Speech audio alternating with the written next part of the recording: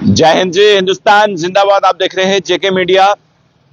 शहीद किसान बाबा जीतो जी संघर्ष समिति की जो मांग थी वो मांग पूरी हुई। देखिए, माननीय उपराज्यपाल जी ने तमाम बाबा जीतो जी के चाहने वालों को, जो उनको मानते हैं, पूजते हैं, उनसे एक वादा किया था इंडोर स्टेडियम का। वो वादा पूरा हो चुका है और उसके बाद एक कंट्रोवर्सी भी उठी कि उस स्टेडियम के नाम को लेकर, और वो नाम भी जो है बाबा जीतो जी के नाम से ही रखा गया इंडोर स्टेडियम का नाम। उसका शुभारंभ जो है माननीय उपराज्यपाल जी ने किया वीडियो कॉन्फ्रेंस के जरिए। ये स्टेडियम देखिए लोगों की भावनाओं से जुड़ा हुआ स्टेडियम है और इसको लेकर जो लंबी चौड़ी डिमांड थी उसको पूरा किया है हमारे जम्मू कश्मीर के माननीय उपराज्यपाल मनोज सिन्हा ने। और इस पर बातचीत करेंगे। प्रताप है मेरे साथ, जो कि हमेशा हर एक आवाज को उठाते हैं। प्रताप, मैं आपसे जानना चाहूंगा, जिस तरह से एक लंबी डिमांड थी उस मांग को जो है हमारे माननीय उपराज्यपाल जी ने पूरा किया है। और उसके बाद नाम को लेकर कंट्रोवर्सी हुई। मैं देख रहा था आप डीसी जम्मू से भी मिले और उसके बाद तमाम लोगों से मिले, एमएलए मर्ड से मिले। ये जो इनॉग्रेशन हुई है, किसको क्रेडिट देना चाहिए? देखिए, ये क्रेडिट जो है ये बाबा जीतो जी को मानने वाले उन, मैं कह रहा हूँ, लाखों की तादाद में जो भक्त हैं उनको जाता है, जिन्होंने इसके लेकर एक निर्णय ले लिया कि बाबा जीतो जी के कई वर्षों से, विमल जी, कई वर्षों से बाबा जीतो जी की विरासत को वो सम्मान नहीं दिया सरकारों ने, जिसके वो हकदार थे। देखो, 15वीं शताब्दी में जब उन्होंने अपने प्राणों की आहुति दी, जो हमारे लिए आज आदर्श के रूप में है, जो हमारे लिए आज प्रेरणा के स्रोत है बाबा जीतो जी को, और उन्हें देवता के रूप में पूजा जाता है। वाहिद बाबा जीतो जी ही एक ऐसे महान संत थे बीमा जी, जिसे हर जाति धर्म के लोग पूजते हैं, जिन्हें हर पंथ के लोग मानते हैं, हर एक खित्ते के लोग मानते हैं। और उन्हीं बाबा जीतो जी को वो सम्मान नहीं जिन्हें वो देना चाहिए था। और देखिए, जिनका जम्मू कश्मीर में कोई इतिहास ही नहीं है, जिन लोगों का, मुझे बताइए, आपने बख्शी स्टेडियम नाम रख लिया, बिल्कुल, सरकारें आई, अपनी सरकारें आई तो आपने नाम रख लिया, आपने शेर कश्मीर नाम रख लिया। लेकिन बाबा जीतो जी जो हर एक जाति धर्म को एक सूत्र में बांधते हैं, जो एकता का प्रतीक है, आपने उन्हें सम्मान नहीं दिया। जो समाज को आपस में जोड़ते हैं, आपने उन्हें सम्मान नहीं दिया। तो कितना बड़ा एक दुर्भाग्य था। लेकिन कहते हैं वक्त बदलता है, बाकी ये वक्त बदला। और जब जी मनोज सिन्हा जैसे नेता, मैं उन्हें नेता इसलिए करूंगा क्योंकि वो पहले राजनीति से ही जुड़े हुए, आज संवैधानिक पद में। मनोज सिन्हा जैसे शख्स जब जम्मू कश्मीर की भागदौड़ उनके हाथों में गई, तो आप देखिए एक स्वरूप बदला। और आज इंडोर स्टेडियम, जब उन्होंने वहां पे पिछले झिड़ी का मेला हुआ, तभी आपने देखा कि वहां पे किस तरह से लोगों ने इस मेले में, मतलब बाबा जीतो जी की जो छवि थी उसको धूमिल करने का प्रयास किया। तभी हम खड़े थे, आपके सामने थे। लेकिन बाबा जीतो जी के देवस्थान पे जब एलजी साहब आए, उन्होंने वहां इंडोर स्टेडियम देने की घोषणा की। इंडोर स्टेडियम और आज इतनी तीव्र गति से बनके तैयार भी हो गया। लेकिन हमने बीच में एक मांग रखी कि पहली एक स्मारक है जो फुल फ्लेज स्मारक बाबा जीतो जी को समर्पित होनी चाहिए, क्योंकि उनके देवस्थान पे बन रही है। हमने इसको लेकर एलजी साहब से तो पहले, हम काफी महीनों पहले एलजी साहब से मिले थे, तब भी हमने इस बात को रखा था। लेकिन जब ये इमारत बन के तैयार हो गई और इसका उद्घाटन होना लगभग पिछले दिन तय हो चुका था, तो हमने डीसी साहब से भी मिले, स्थानीय तौर पे हमने वहां प्रदर्शन भी किए, एमएलए मर्ड को भी मिले। और हमने एक ही मांग रखी कि इस जो देवस्थान बाबा जीतो जी के देवस्थान पे बन रहा है, तो इसलिए इसका जो नाम है वो श्री बाबा जीतो जी इंडोर स्टेडियम होना चाहिए। और कल वो वाकई वो दिन आया, हमारी मांग को माना गया। क्योंकि हमने, आप देखिए जिस तरह से जो वीडियो आपके सामने भी है, हमने जब विधायक के सामने एक ही बात रखी कि अगर बाबा जीतो जी लोगों के लिए अपने प्राण त्याग सकते हैं, तो हम बाबा जीतो जी के लिए अन्न और जल का त्याग करेंगे। अगर आपने उद्घाटन समारोह में बाबा जीतो जी के नाम पर इंडोर स्टेडियम नहीं रखा, तो विधायक एमएलए सुरेंद्र भगत जी ने, जिन्होंने हमारी जन भावनाओं को समझा, लोगों के आक्रोश को समझा, डीसी जम्मू ने लोगों के सेंटिमेंट्स, लोगों की भावनाओं को समझा, और एलजी साहब का शुक्रिया अदा करते हैं जिन्होंने इन तमाम चीजों को समझते हुआ। और उसका कल जब उद्घाटन हुआ, तो एलजी साहब के पीछे जब जे ऑनलाइन उन्होंने वर्चुअल तरीके से इसका उद्घाटन किया, और उनके पीछे जो था वो श्री बाबा जीतो जी इंडोर स्टेडियम लिखा। मुझे लगता है वो हमारे लिए बड़े गर्व की बात है। और आज आप देखिए वहां पे जो नेम प्लेट बन के आनी थी वो भी कल आ गई, वो भी आपको मैंने भेज दी है।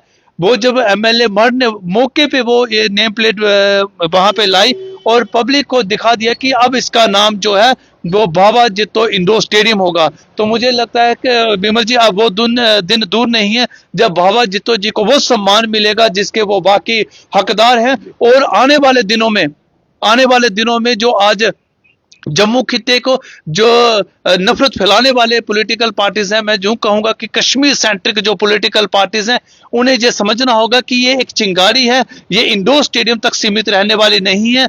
अब तो शेर कश्मीर यूनिवर्सिटी का नाम भी बदला जाएगा आने वाले दिनों में। प्रताप जी, आपको क्या लगता है कि अगर यहाँ पर गवर्नमेंट होती फुल फ्लैज, माननीय उपराज्यपाल नहीं होते, तो क्या लग रहा है कि ये जो मांगे थी आपकी पूरी होती? देखिए 15वीं शताब्दी के संत बाबा जित्तो जी हैं, लेकिन वक्त बीता गया, 1947 में देश आजाद हो गया। उसके बाद अगर इतिहास में किसी को जगह मिली तो आप देखिए शेख अब्दुल्ला को मिल गई, अगर जगह मिली तो आप देखिए बख्शी स्टेडियम उनको जगह मिल गई। मतलब बड़े सारे लोगों को ऐसे शख्स को जगह दे दी जिनका जम्मू कश्मीर में कोई कंट्रीब्यूशन ही नहीं है। आज अगर पंजाब के लोग बाबा जित्तो जी की धरती पे आते हैं तो आपस में प्यार बढ़ता है। जम्मू कश्मीर और पंजाबियों का, हरियाणा का, हिमाचल का, उत्तर प्रदेश का, तमाम उत्तर भारत का सबसे बड़ा मेला है। इंडिया का सबसे बड़ा मेला, वही कह रहा हूं, उत्तर भारत का सबसे बड़ा मेला। और आज तक इस मेले को सरकारें रही ना, सरकारों ने आज तक इस मेले को अंतर्राष्ट्रीय मंच पे वो मान्यता ही नहीं दी है। उत्तर भारत का इतना बड़ा मेला, लेकिन उस मेले को वो मान सम्मान, वो स्टेटस नहीं मिला। कारण क्या था इसमें? कमियां क्या थी? कमियां थी ये सरकार है, इन्हीं सरकारों के बदौलत। आइडियोलॉजी ही अलग थी। देखिए आइडियोलॉजी क्या, इन्होंने सीधा एक मन बना लिया है कि जम्मू कश्मीर, देखिए जम्मू कश्मीर, आज मुझे बताइए कौन सा कश्मीर का नागरिक जो कहता है कश्मीर आजाद कर दीजिए? कोई नहीं कहता, वो खुश हैं जम्मू कश्मीर। लेकिन कुछ परसेंट जो अलगाववाद की राह पे चल रहे हैं, जो कट्टरवाद की राह पे चल रहे हैं, वही इस तरह से तोड़ने की राजनीति करते हैं। और उन्होंने जम्मू के इतिहास को, देखिए बाबा जित्तो जी एक अमर इतिहास है, अपने आप में इतिहास है, लेकिन उस इतिहास को मिटाने का प्रयास किया ना। अगर मैं कह रहा हूं अगर बख्शी स्टेडियम हो सकता है तो बाबा जित्तो स्टेडियम क्यों नहीं हो सकता था? अगर शेर कश्मीर के नाम पर 2 कृषि विश्वविद्यालय हो सकते हैं जिसकी कोई कंट्रीब्यूशन ही नहीं है, तो किसानों के लिए आहुति देने वाले तो बाबा जित्तो जी हैं। तो कृषि विश्वविद्यालय का नाम तो बाबा जित्तो जी के नाम पे होना चाहिए ना। तो लेकिन ये जानबूझ के लिए संघर्ष करेंगे जम्मू में जो है कॉस्ट। देखिए हमने तो जो शुरुआत थी विमल जी ये शेर कश्मीर के नाम को बदलने के लिए की थी, लेकिन बीच में इन अलगाववादी सोच के, जो कट्टरवादी सोच के, इन्हें जानबूझ के हमारे साथ उलझने की पता नहीं क्यों एक आदत सी पड़ गई है। कभी ये तो कि ऐसे जलपरियां लाना बाहर शुरू कर देते हैं, कभी किसी गाय को लाने का प्रयास करते हैं, कभी ये जिस तरह से स्मारक बनी है आज जहां पे जम्मू कश्मीर की सरकार का बिल्कुल इंटरफेरेंस नहीं, आप देखिए वहां पे किसी मंत्री संतरी का नाम नहीं है।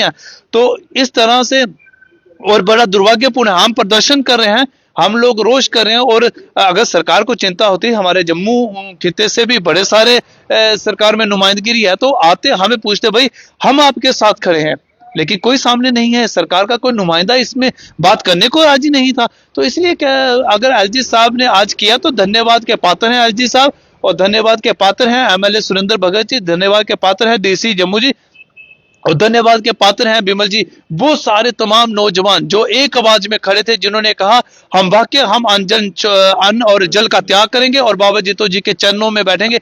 और आपको बता दें ये लड़ाई अब शुरू तो हो गई है, स्कास्ट का नाम आने वाले दिनों में बदलेगा। वर्षों बाद आज बाबा जित्तो जी को वो सम्मान दिया गया है एलजी प्रशासन की तरफ से जिसके बाकी वो हकदार है, और उम्मीद है कि नौजवान खड़ा रहेगा, नौजवान उठेगा। और आपको बताते चले कि पिछली 15 तारीख को एक कार्यक्रम हमने किया बाबा जित्तो जी को लेकर, जिसमें नौजवानों ने बाबा जित्तो जी पे एक पेंटिंग बनाई थी। उसमें एमएलए चिनैनी से जो एमएलए बलवंत सिंह मनकोटिया जी हैं, एमएलए मार्च से सुरेंद्र भगत जी हैं, हमने बाकी लोगों को, विपक्ष के लोगों को भी कहा था, वहां आमंत्रित किया था, लेकिन कोई नहीं आया। लेकिन इन 2 विधायकों ने वहां पे एक वादा किया हमारे साथ, आगामी विधानसभा सत्र में हम कास्ट को लेकर आवाज उठाएंगे और हम पूर्ण तरीके से उनका समर्थन करेंगे। शुक्रिया जी। तो देखिए एक लंबी डिमांड थी कि एक स्टेडियम की, इंडोर स्टेडियम, और उसके बाद इंडोर स्टेडियम बना। माननीय उपराज्यपाल जी ने जो वर्ड्स कहे थे, जो वादा किया था, वो वादा पूरा किया। और प्रताप कह रहे हैं कि अगर यहाँ पे गवर्नमेंट होती फुल फ्लैज, जिस तरह से ये स्टेटहुड की मांग कर रहे हैं, अगर उस हिसाब से सरकार होती तो शायद ये सपना भी अधूरा रहता बीते 70 वर्ष की तरह। तो मैं उम्मीद करता हूँ जितने भी लोग देख रहे हैं सब लोग इस वीडियो को जरूर शेयर कीजिएगा। देखते रहिए जेके मीडिया। धन्यवाद। जय हिंद।